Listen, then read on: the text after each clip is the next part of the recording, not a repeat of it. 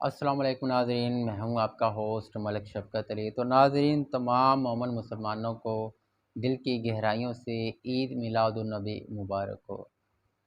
تو ناظرین، جیسا کہ آپ کو پتہ ہے کہ آج عید میلاد النبی ہے، تو آج کا پروگرام بھی ہم اسی موضوع پر ہی کریں گے۔ تو ہمارے آج کے جو مہمان ہیں وہ ہیں مولانا امجد علی ساقی صاحب۔ جی، تو مولانا امجد علی ساقی صاحب، سب سے پہلے تو آپ کا بہت شکریہ، آپ نے ہمیں قیمتی ٹائم دیا۔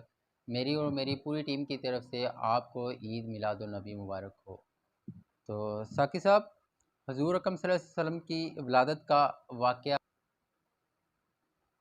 پہلے میں ولادت کے حوالے سے آپ کو یہ بتانا چاہتا ہوں کہ نبی علیہ السلام کی ولادت یہ سب کے لیے خوشی کا باعث ہے۔ جی جی اس پر تو سبھی خوشی مناتے ہیں، سجن ہیں، دشمن ہیں، جو بھی اپنے ہیں، غیر ہیں، کسی گھر میں بچہ پیدا خوشی مناتے ہیں۔ جی جی تو ولادت یہ نام ہے خوشی ہی کا۔ کسی گھر میں بچہ پیدا ہوا تو خوشی مناتے ہیں، تو یہ تو ہمارے نبی سردار الانبیاء خاتم الانبیاء صلی اللہ علیہ وسلم ہے کہ جس کی دنیا کے اندر آمد ہوئی تو سب نے خوشیاں منائی۔ جی جی اب اگلی بات ہے نبی علیہ السلام کی ولادت کا واقعہ۔ اللہ کے نبی صلی اللہ علیہ وسلم اتنے حسین اور خوبصورت تھے، جب اللہ کے نبی صلی اللہ علیہ وسلم کی ولادت ہوئی تو حضرت آمنہ فرماتی ہیں کہ باقی عورتوں کو تکلیف ہوتی ہے، اللہ کے نبی جب پیدا ہوئے تو عورت کو، حضرت آمنہ کو کوئی تکلیف نہیں ہوئی۔ آپ صلی اللہ علیہ وسلم جب پیدا ہوئے تو باقی جتنے بھی بچے پیدا ہوتے ہیں تو ان کو غسل دینا پڑتا ہے، ان کو نہلانا پڑتا ہے۔ اللہ کے نبی صلی اللہ علیہ وسلم کو نہلانے کی ضرورت ہے نہیں پڑی، حوض کوثر سے ان کو نہلا دیا گیا تھا۔ سبحان اللہ۔ باقی جتنے بھی بچے پیدا ہوتے ہیں نبی علیہ السلام کے علاوہ تو ان کی آنکھوں میں سرما لگایا جاتا ہے، وہ خوبصورت بنایا جاتا ہے۔ اللہ کے نبی صلی اللہ علیہ وسلم جب پیدا ہوئے تھے تو پیدا ہوتے ہی ان کی چہرے کے اندر خوبصورتی بہت نمایاں تھی، بلکہ چاند سے بھی زیادہ خوبصورت تھے۔ سبحان اللہ۔ میں ایک واقعہ پیش کرتا ہوں کہ جب اللہ کے نبی صلی اللہ علیہ وسلم پیدا ہوئے تو آپ کے دادا عبدالمطلب کو بلایا گیا، ان کو بتایا گیا کہ اللہ تعالیٰ نے آپ کے بیٹے عبداللہ کے گھر میں ایک بیٹا دیا ہے۔ اللہ کے نبی صلی اللہ علیہ وسلم کو دیکھنے کے لیے جب دادا عبدالمطلب آئے تو آ کر جب انہوں نے نبی علیہ السلام کے چہرے کو دیکھا تو فرمانے لگے کہ میں مشرق میں بھی گیا ہوں، مغرب میں بھی گیا ہوں، پورے عرب کے اندر پھرا ہوں، لیکن میں نے اس طرح کا بچہ کہیں نہیں دیکھا۔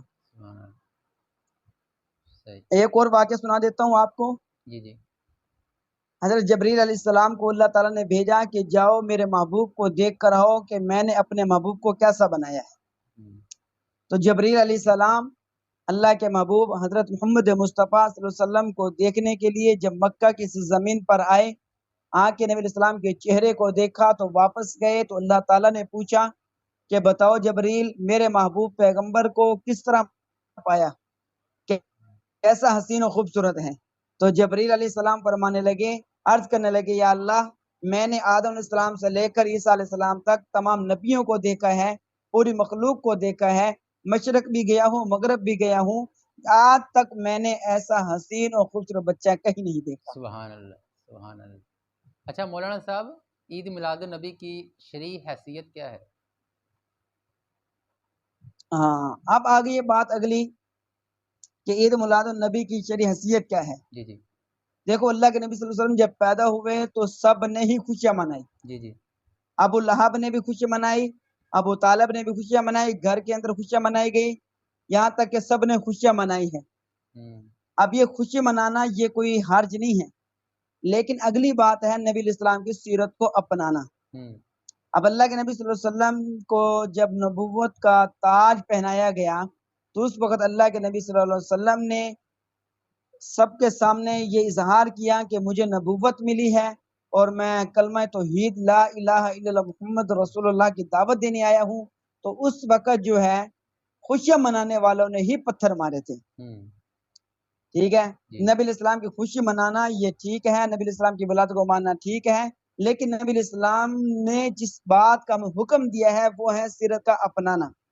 اللہ کے نبی نے نہیں حکم دیا کہ میں پیدا ہوا ہوں جس تاریخ کو، اس تاریخ کو تم جو ہے نا میلاد مناؤ، اس تاریخ کو تم جلوس نکالا، اس تاریخ کو تم جو ہے نا میری خوشی مناؤ، نہیں، اس طرح کا حکم نہیں دیا۔ لیکن یہ ہے کہ اللہ کے نبی صلی اللہ علیہ وسلم نے جہاں بھی حکم دیا ہے تو تو سیرت اپنانے کا حکم دیا ہے کہ میں تمہارے لیے نمونہ بن کر آیا ہوں، میں تمہارے لیے نمونہ بن کر آیا ہوں، تو اس نمونے کو ہم نے لینا ہے۔ اب نبی علیہ السلام کی سیرت کیا ہے، نبی علیہ السلام کا حکم کیا ہے؟ آپ دیکھ لیں کہ نبی علیہ السلام کا جو زمانہ گزرا ہے، نبوت کے بعد والا اگر زمانہ دیکھ لیں تو 23 سالہ زمانہ ہے، تو اس کے اندر بھی اللہ کے نبی صلی اللہ علیہ وسلم نے کسی صحابی کو یہ حکم نہیں دیا کہ اس تاریخ کو میں پیدا ہوا تھا تو اس تاریخ کو تم خوشیاں مناؤ۔ نبی علیہ السلام کا زمانہ گزر جاتا ہے، اس کے بعد آ جاتا ہے سیدنا صدیق اکبر رضی اللہ تعالیٰ عنہ کا زمانہ، تو اس زمانے کے اندر بھی سیدنا صدیق اکبر نے کہیں بھی حکم نہیں دیا، کسی صحابی کو حکم نہیں دیا کہ ہمارے نبی اس تاریخ کو پیدا ہوئے تھے لہذا تم بھی جو ہے نا جلوس نکالو، خوشیاں مناؤ۔ اسی طرح سے عمر بن خطاب رضی اللہ تعالیٰ عنہ کا دور آتا ہے تو انہوں نے بھی اپنے دور کے اندر کہیں بھی یہ حکم نہیں دیا اور نہ ہی یہ منایا گیا ہے۔ اس طرح صحابہ کرام کا دور گزرا ہے 30 سالہ، اس کے بعد تبع تابعین کا دور گزرا ہے، تو یہ کہیں بھی اس طرح کی کوئی شرعی حیثیت نظر نہیں آتی، کہیں بھی اس کی مثال نظر نہیں آتی جو آج کل مثال بنائی گئی ہے، آج کل کا جو طریقہ اپنایا گیا ہے سیرت منانے کا، میلاد منانے کا، اس طرح کی کوئی بھی مثال یہ قرن اولا کے اندر نظر نہیں آتی۔ ٹھیک ہے۔ اچھا مولانا صاحب، حضور اکرم صلی اللہ علیہ وسلم بچوں سے بھی بہت پیار کرتے تھے، اس کو بھی ذرا بہتر انداز میں ہمارے ناظرین کے ساتھ بیان کر دیں۔ ہاں، اللہ کے نبی صلی اللہ علیہ وسلم کا جو حکم ہے، اللہ کے نبی صلی اللہ علیہ وسلم نے فرمایا کہ جو بچوں سے پیار نہیں کرتا، شفقت نہیں کرتا اور بڑوں کا ادب نہیں کرتا وہ ہم میں سے نہیں ہے۔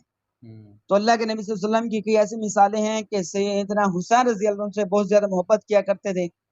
ایک مرتبہ اللہ کے نبی صلی اللہ علیہ وسلم عید کے دن عید پڑھنے کے لیے جا رہے تھے، تو راستے میں دیکھا کہ کچھ بچے جو ہے نا اچھے اور صاف ستھرے کپڑے پہنے کھیل رہے ہیں اور کونے میں ایک بچہ رو رہا ہے۔ اللہ کے نبی صلی اللہ علیہ وسلم نے اس سے پوچھا، بیٹا آپ کیوں رو رہے ہو؟ آپ کو کیا ہو گیا ہے کہ آج خوشی کا دن ہے، سب لوگ عید منا رہے ہیں، سب لوگ جو ہے عید پڑھنے کے لیے کپڑے اچھے پہنے ہو، تو نے کپڑے بھی اچھے نہیں پہنے، کیا وجہ ہے؟ تو اس بچے نے کہا کہ میرے والد فوت ہو چکی ہے، میری والدہ فوت ہو چکی ہے۔ تو اللہ کے نبی صلی اللہ علیہ وسلم کی آنکھوں میں بھی آنسو آ جاتے ہیں۔ اللہ کے نبی صلی اللہ علیہ وسلم عیدگاہ کی طرف نہیں جاتے بلکہ اس بچے کو فوراً گھر لے کے چلے جاتے ہیں اور جا کر اپنی بیوی حضرت امی عائشہ رضی اللہ عنہ سے فرماتے ہیں کہ عائشہ یہ میرا بیٹا ہے اور یہ آپ کا بیٹا ہے۔ حضرت عائشہ حضرت حسن و حسین والے کپڑے اس کو پہناتی ہیں اور اللہ کے نبی نے فرمایا اس لڑکے کو کیا تو اس بات کو پسند کرتا ہے کہ میں محمد تیرا باپ ہوں، والد بن جاؤں اور یہ امی عائشہ تیری والدہ بن جائے؟ تو اس بیٹے نے کہا کہ میرے لیے اس سے بڑی اور خوش نصیبی کیا ہے۔ ٹھیک ہے۔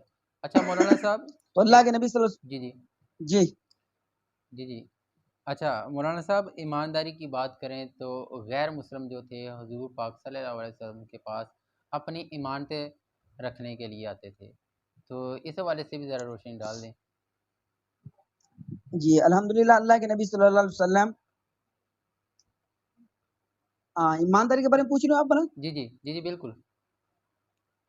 اچھا، ایمانداری کے حوالے سے اگر دیکھا جائے تو اللہ کے نبی صلی اللہ علیہ وسلم کی زندگی نبوت سے پہلے والی جو کافر مشرک اللہ کے نبی کے دشمن بن گئے تھے وہ پہلے ہی اللہ کے نبی کو صادق الامین کا لقب سے صادق الامین کے لقب سے پکارا کرتے تھے۔ اللہ کے نبی صلی اللہ علیہ وسلم نے مومن ہونے کی نشانیاں بتائی ہیں کہ مومن وہی سچا ہوتا ہے لا ایمان لمن لا عہد لہ، جو وعدے کا پابند ہو، ایمانداری کرنے والا ہو۔ جو بے ایمان ہوتا ہے اللہ کے نبی نے اس سے علیحدگی اختیار کی ہے۔ آج غیر مسلم نے جو اللہ کے نبی کے طور طریقے تھے، ایمانداری والے طریقے تھے، وہ انہوں نے اپنا لیے ہیں اور ہم مسلمان بھائیوں نے اس کے اندر بہت غفلت کی ہوئی ہے۔ اللہ کے نبی صلی اللہ علیہ وسلم صادق الامین نبوت سے پہلے تھے۔ صحیح۔ اچھا مولانا صاحب، ایک واقعہ یہ بھی تھا کہ ایک عورت تھی جو حضور پاک صلی اللہ علیہ وسلم کے اوپر کوڑا پھینکتی تھی، اس کو بھی آپ ذرا بہتر انداز میں ہمارے ناظرین کے ساتھ بیان کر دیں۔ یہ جو واقعہ ہے نا عورت والا، جی جی یہ اللہ کے نبی کے اخلاق میں آتا ہے۔ جی جی بالکل۔ حضرت عائشہ رضی اللہ عنہ سے پوچھا کہ اللہ کے نبی کے اخلاق کیا ہیں؟ فرمایا خلق عظیم، بہت زیادہ اخلاق والے تھے۔ اللہ کے نبی صلی اللہ علیہ وسلم نے ہمیں سبق دیا بھی ہے اور نمونہ بن کر دکھایا بھی ہے کہ اگر کوئی تم پر کوئی ظلم کرے تو تم اس کو معاف کرو، تمہارے ساتھ کوئی زیادتی کرے تم کو معاف کرو، اگر تمہارے ساتھ کوئی بولنا نہیں چاہتا، تم سے توڑنا چاہتا، تم اس سے جوڑو. ایک واقعہ مشہور واقعہ ہے بوڑھی عورت والا کہ جو اللہ کے نبی سے بہت زیادہ نفرت کیا کرتی تھی، اور نفرت کا اظہار کس طرح کیا کرتی تھی کہ اللہ کے نبی صلی اللہ علیہ وسلم جب گزرا کرتے تھے تو کوڑا کرکٹ وہ نبی علیہ السلام کے اوپر ڈال دیا کرتی تھی، اور اللہ کے نبی خاموشی سے گزر جایا کرتے تھے. کبھی اس کو یہ نہیں کہا کہ تو کیوں گراتی ہے میرے اوپر. اور ایک دفعہ ایسے ہوا کہ اللہ کے نبی گزرے تو اس نے جو ہے نا اوپر کوڑا نہ ڈالا، تو پوچھا بھی وہ کیا ہو گیا اس بوڑھی عورت کو کہ اس نے کوڑا نہیں ڈالا، کیا ہوا. اب دیکھو اتنا ظلم ہونے کے باوجود، اتنی زیادتی ہونے کے باوجود خود ان کی عیادت کے لیے چلے گئے اور جا کر ان کی عیادت کی. جب ان کی عیادت کی، اس بوڑھی عورت نے کہا کہ یہ نبی ہے کہ جس پر میں اتنا کوڑا کرکٹ ڈالتا، لیکن اس کے باوجود بھی یہ میرے پوچھنے کے لیے آیا، میری عیادت کے لیے آیا ہوا ہے. تو اللہ کے نبی صلی اللہ علیہ وسلم نے جو ہمیں درس دیا ہے وہ یہی دیا ہے، اخلاق. انسان کے جو اخلاق اگر اچھے ہوں گے تو اس کا آگے ٹھکانہ اچھا ہوگا. ایک اور واقعہ مشہور واقعہ ہے، اللہ کے نبی صلی اللہ علیہ وسلم کے سامنے ایک عورت کا واقعہ پیش کیا گیا کہ یا رسول اللہ، ایک عورت ہے جو 5 وقت کی نماز بھی پابندی سے ادا کرتی ہے، باقی نیک کام بھی سارے کرتی ہیں، لیکن اس کے اخلاق اچھے نہیں ہیں، پڑوسی اس سے تنگ اور پریشان ہیں. اللہ کے نبی نے فرمایا اس سے خیر کی امید نہیں ہے. ایک عورت کے بارے میں تذکرہ ہوا کہ وہ نماز تو پڑھتی ہے لیکن باقی کوئی زیادہ نیک کام نہیں ہے، لیکن اس کے اخلاق بہت اچھے ہیں، اس کے ہمسائے اس سے خوش ہیں، اس کے ہمسائے اس سے تنگ نہیں ہے. اللہ کے نبی نے فرمایا کہ اس سے خیر کی امید ہے. مطلب یہ ہے کہ یہ عورت جنت میں جلدی جائے گی. تو اللہ کے نبی صلی اللہ علیہ وسلم نے اخلاق کی ہمیں ترغیب کی ہے، اخلاق اپنے ہیں. آج اگر ہم اپنے معاشرے کے اندر دیکھیں تو میرے خیال میں کوئی ایسا گھر ہی ہوگا کہ جس سے دوسرے ہمسائے تنگ نہ ہو. اس لیے میں ناظرین سے گزارش کروں گا کہ اپنے ہمسائے کا خیال کریں، ان کے ساتھ اخلاق سے پیش آئیں. اگر وہ کبھی زیادتی کر دیں تو اللہ کی رضا کے لیے اس کو معاف کر دیا کریں. حضرت بلال رضی اللہ عنہ سے کسی نے پوچھا کہ اللہ تعالیٰ نے آپ کو یہ مقام دیا ہے کہ آپ اگر چلتے دنیا کی مکہ کی گلیوں میں ہو، مدینہ کی گلیوں میں ہو، لیکن آپ کی آواز اللہ کے نبی صلی اللہ علیہ وسلم نے معراج والی رات جنت کے اندر سنائی دی کی تھی، تو آپ کا ایسا کون سا عمل ہے؟ تو سیدنا بلال رضی اللہ عنہ فرمایا کہ میرے 2 عمل ہیں. ایک عمل تو یہ ہے کہ میں باوضو رہتا ہوں، دوسرا عمل یہ ہے کہ رات کو جب میں سوتا ہوں، اب نیند کرتا ہوں تو اس سے پہلے سب کو معاف کر کے سوتا ہوں. اچھا مولانا صاحب، پروگرام کے لاسٹ پہ آج کے دن کے حوالے سے آپ کوئی میسیج دینا چاہیں تو آپ دے سکتے ہیں. ہاں، آج کے دن کے حوالے سے میں ناظرین سے یہی گزارش کروں گا کہ اللہ کے نبی صلی اللہ علیہ وسلم کی میلاد منائیں، خوشیاں منائیں، سب کچھ کریں. لیکن میں نے بعض دفعہ یہ دیکھا ہے کہ ہم روڈوں کے اوپر جا رہے ہوتے ہیں، گلیوں میں سے گزر رہے ہوتے ہیں تو ڈیک کی آواز بہت زیادہ کھول دیتے ہیں کہ جس کی وجہ سے جو ہمارے ہمسائے ہوتے ہیں ساتھ وہ بیمار بھی ہوتے ہیں، جن کو آواز اچھی نہیں لگتی، شور اچھا نہیں لگتا، تو ان کا خیال کیا جائے. اور بعض دفعہ بعض جگہ بھی ایسا بھی دیکھا ہے کہ نماز کا ٹائم ہوتا ہے تو اس وقت وہ ڈیک چلا کے اپنے نعتیں سن رہے ہوتے ہیں، ادھر جماعت ہو رہی ہوتی ہے، ادھر ڈیک چل رہا ہوتا ہے. تو ان سے یہ گزارش ہے کہ نماز کا ٹائم ہو تو جلوس کو بند کر دیا کریں، ڈیک کو بند کر دیا کریں، تاکہ نمازی حضرات اپنی نماز پڑھ لیں. اور ایسا خیال کریں کہ پتہ ہو کہ جس گلی محلے کے اندر کوئی بیمار ہو تو وہاں بھی تھوڑا سا اس چیز کا خیال کر لیا جائے تو نبی علیہ السلام کی صدر اپنانے کا حق ہم ادا کر لینا. ماشاءاللہ، ٹھیک ہوا جی مولانا صاحب، آپ کا بہت شکریہ، آپ نے ہمیں قیمتی ٹائم دیا. تو ناظرین یہ تھا ہمارا آج کا پروگرام، امید آپ کو پسند آئے گا. انشاءاللہ نیکسٹ پروگرام میں دوبارہ حاضر ہوں گے. تب تک کے لیے ہمیں اجازت دیجیے. پاکستان زندہ باد.